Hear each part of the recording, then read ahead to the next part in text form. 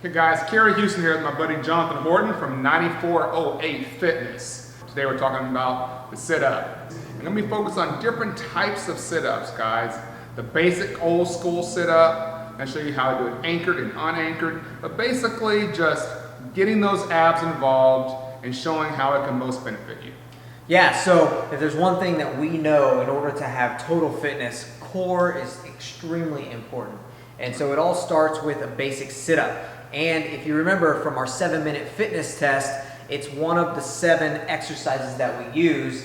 And the goal is 40 sit-ups in 1 minute. 40 in a minute. 40 in a minute. And I remember when I took the test, that was tough to do. It is very, very challenging. So strong core can lead to so many more important things in your fitness journey. And I know us as gymnasts and Ironman athletes, you've got to have a strong core to be fast, to be powerful. It leads to all things great in fitness. So let's do this. Let's go, guys.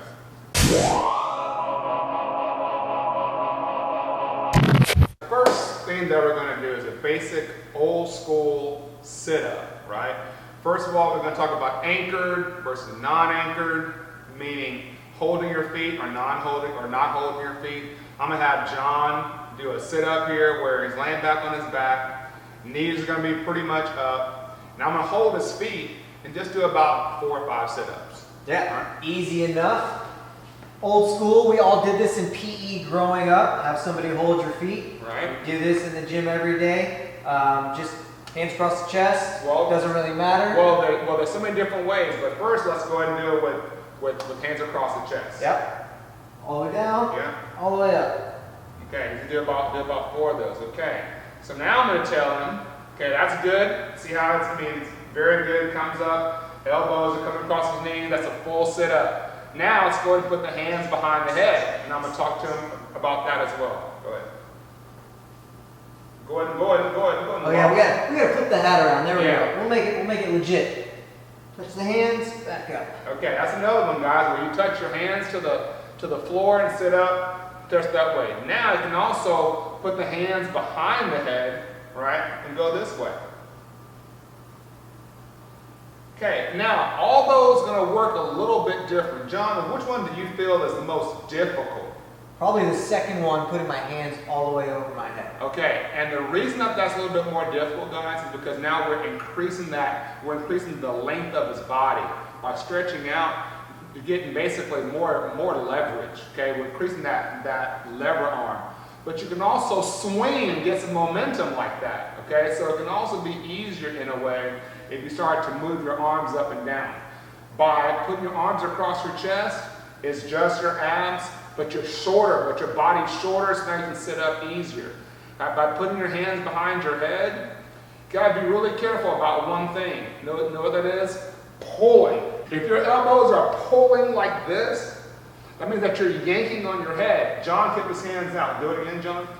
So, John kept his hands out. But what you don't want to do is this. Exactly. So if your neck is hurting when you're doing sit-ups, that's not a good sit-up. Okay. Now you're pulling on your muscles in your neck. Okay. You want to make sure that you're using your abs.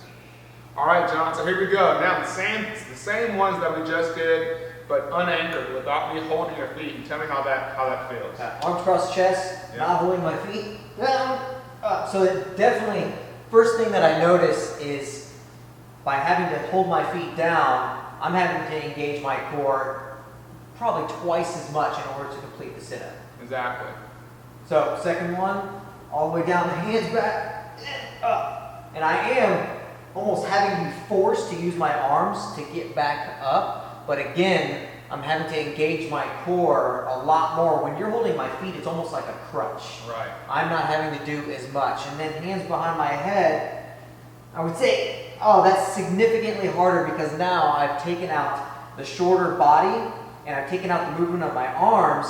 Hands are here, and as long as I'm not pulling on my neck, I'm not only elongated my body, but now there's no momentum.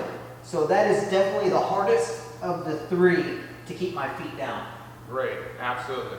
Now guys, just know that both of these are correct types of sit-ups, but it depends on what you're trying to accomplish when you're doing your sit-up, right? If you want to engage more of your core, you can do them unanchored, okay? If you're trying to engage more of your quads and more of your hip flexors, then you do it anchored, okay? So it just depends on what you're trying to target. If you're really trying to get a good ab exercise, focus on your abs and no core work, you need to work on doing it unanchored. And I will say a lot of athletes are looking for that quick twitch core. If you're looking for quickness and speed, if you're going to do it anchored, I think you're going to get that speed out of it. When your feet are planted to the ground, you're going to be able to do much faster, rapid speed sit-ups. But if you're not anchored, the best way to get that speed is with the hands over the head, touching the ground, using the momentum of your arms to do as fast as you can, which is why that's the style sit-up that we use in the 7-minute fitness test. Absolutely. Now we're going to work on different leg positions, okay? But before we do this, we're going to throw in an ab pad. This is just like a little safety mechanism for your back. It's optional, but we do recommend, they actually sell ab mats that you can put there. It's already made for you. I like using two little mats, okay? 2 mats that I kind of like overlap them together. I don't know if you can see that, but they're overlapped, just like that, okay? Then he puts his bottom right there. Now, right in the arch of his back, okay? So now when he goes back, it should fall right in the arch there. Now his back is protected, okay? So now, you can still do all the same sit-ups, but now we're going to change the leg position. I'm going to have him put his knees out with his feet together like that. Now, we're not using hip flexors anymore, guys. We're using the abs, just the abs to do this sit-up. Oh yeah. You feel the difference, Sean? Big difference. Okay. I'm not able to push my heels into the floor anymore. Right. And I'm having to use nothing but my core and a little, and this one particularly, some momentum from my arms to get up. Now I'm curious if I can do it without my arms at all. Right. That's a legit sit-up right there. That's a legit sit-up. Not having hip flexors or any momentum, this will probably be I would consider my core pretty strong. That's a very challenging sit-up to have my arms back here and no use of my legs. That's all lower abs. Right. 100%. Now, John, show us what you've seen some people do when they're doing the sit-up, as far as like their feet scooting out because they can't get up very well. Show us some of the problems that people have when they're doing a sit-up. Oh, I mean, I don't see too many sit-ups like this, but I see this kind of thing all the time. You struggle, and your feet are coming out, and then in order to get up like this, I think that it is way more valuable to have almost somebody spot you on sit up and do it properly with good form than to be wiggling around, go side to side in order to complete the rep. Right, absolutely. So, okay, so now let's get back into your position. So here's another sit-up where the legs are straight, okay? And then he's going back and then just sitting up. That's also a type of sit-up, okay? Now, what you will find with this one is when you go back, you really want to watch the head position because you want to be almost looking up at your toes on this to stay in a hollow body position. So go back, stay hollow right here, and sit up, okay? That protects your back because some people just are not as strong as this Olympic athlete right here. So then when they go back, there's this big arch in their back. And then when they sit up, it strains their back. So the one with the legs straight is great to do, but it's also the one that can hurt, that can injure your back most if you don't do it properly. So my first couple of reps were probably incorrect. Again, as we make these videos, Carrie has so much knowledge, I'm learning as we go. By going all the way back, this is incorrect. I almost don't want to lay all the way back. I want to keep myself in this hollow position. Don't let my head hit the floor because that's where the back strain comes. So up and down and try to stop in this nice hollow position.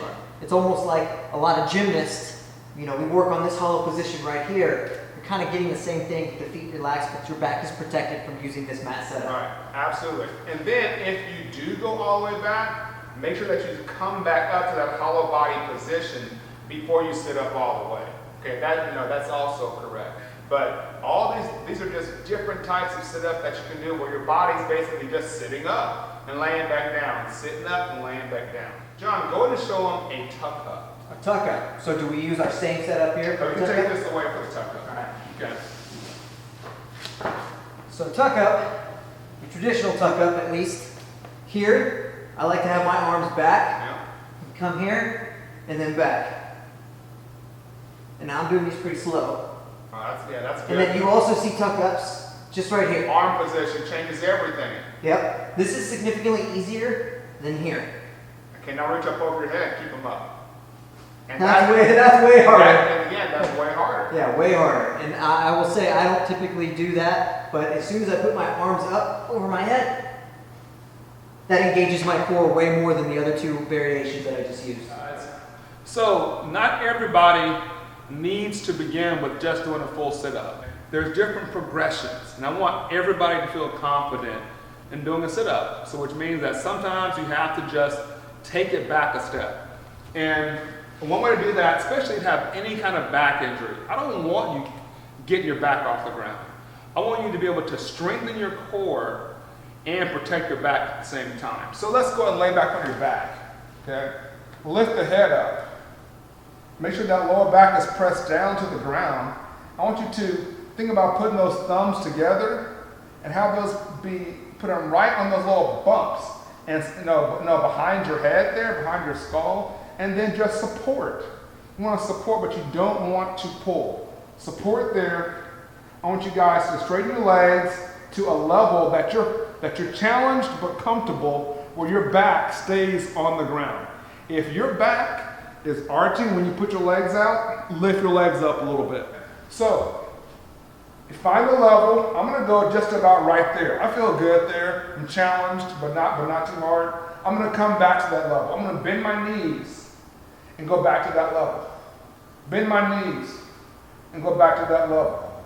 Okay? Guys, this also works your abs safely, and this is a nice progression. As you get stronger, you find a new level. Okay?